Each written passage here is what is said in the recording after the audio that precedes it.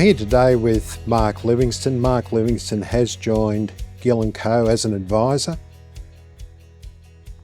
Well, I have. As small as my portfolio is, I decided it was a good move for me.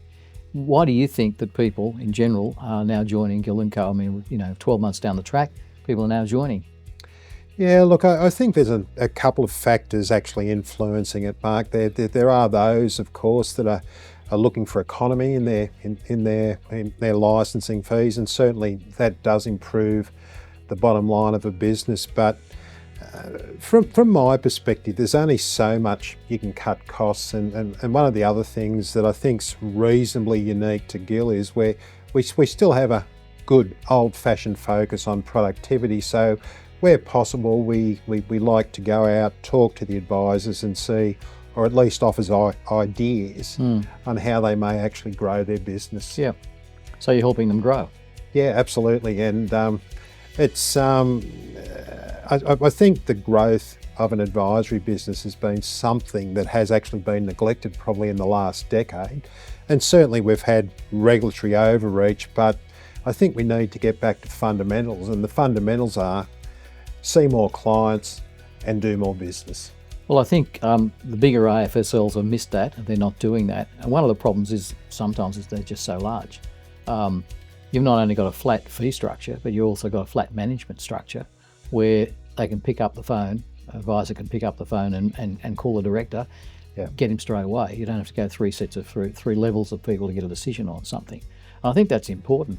I think one of the things that I looked at, and what I'm getting back from advisors, is that I thought that it would be only the smaller advisors that would be interested in joining. Okay. But when I look at the flat fee and how it applies to a large income and large advisor, they're saving tens of thousands of dollars, sometimes even more than that. I didn't even think of that in the first place, but it's certainly becoming worthwhile. Despite the fact you say that the bottom line's only one thing, I think it's a very important thing, and particularly with the larger advisors who are employing other people, they've got to be looking at their bottom line all the time. Just to give a little bit of credit where it's due, and it wasn't something I initially thought of, but you were actually the introducer of the 1% PI special,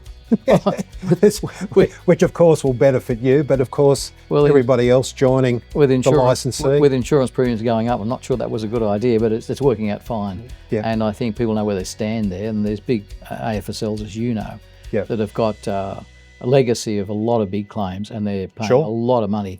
And each individual advisor is paying a lot of money just for professional indemnity. I know one that I used to be involved with, we were paying $10,000 a year. That's a lot. Yeah, look, that would be okay if you're actually turning over $1 million. But for the smaller operator and being fair to everybody, I think that's way too much for somebody with a small to medium sized advisory business. Now, Phil, people should take advantage of the flat management system and just give you a call directly and talk about this. Absolutely. 0411 777 007. Thanks, Phil.